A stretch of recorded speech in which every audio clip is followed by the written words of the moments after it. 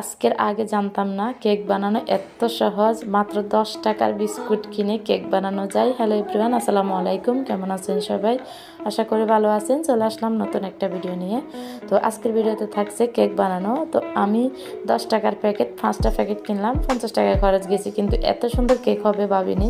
তো যা হোক, আমি কেক বানানোর জন্য বিস্কুটগুলোকে সুন্দর করে ব্লেন্ডার করে নিয়েছি। ভিতরের ক্রিমগুলো কিন্তু রেখে দিয়েছি। তো এখানে আমি চকলেট বিস্কুটগুলো নিয়েছি। দেখেন কত সুন্দর কালার বিস্কুটগুলো। তো এখানে আমি অল্প করে চিনি দিলাম, কারণ বিস্কুটগুলো মিষ্টি, চিনি কমে দিতে হবে। তো এখানে আমি দুধ গাও করে নিয়েছি, এক পা দুধকে হাফ করে নিয়েছি আর কি, অর্ধেক অর্ধেক করে নিয়েছি, জাল করে একেবারে ঘন করে নিয়েছি। তো যা হোক, আমি এগুলোকে অল্প অল্প করে দুধ দিয়ে সুন্দর একটা ব্যাটার করে নিচ্ছি। দেখতেই থাকেন, সুন্দর একটা ব্যাটার তৈরি করে নিচ্ছি। তো আমার ভিডিওটি যদি ভালো লেগে থাকে অবশ্যই লাইক কমেন্ট করবেন, আর আমার চ্যানেলে নতুন হয়ে থাকলে চ্যানেলটি সাবস্ক্রাইব করে দিবেন। আপনাদের কাছে অনুরোধ রইল, আপনাদের ভালোবাসা এগিয়ে যেতে চাই। যদি পাশে থাকেন অবশ্যই আমরা একদিন সফলতা দেখব। তো আমি সবার পাশে থাকবো, সবাই আমার পাশে থাকবেন ইনশাল্লাহ।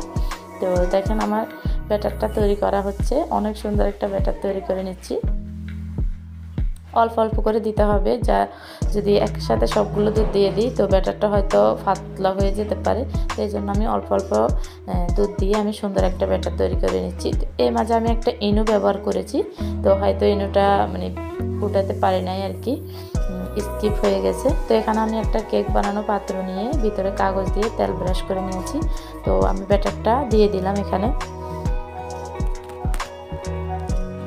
দিয়ে। তো এটাকে আমি একটা চুলায় ফ্যান বসিয়ে রেখে এসেছি গরম করার জন্য। দেখেন, আমি কেকটা এনে দিয়ে দিছি চুলায়। আস্তে আস্তে হচ্ছে। তো 20 মিনিটের মতো জাল করার পর আমার কেকের ফাইনাল লুক হচ্ছে এটা। অনেক নরম হয়েছে, অনেক সফট, এত সুন্দর হবে ভাবিনি। তো আমার মেয়ে ডেকোরেশন করেছে, কেমন হয়েছে অবশ্যই কমেন্টে জানাবেন।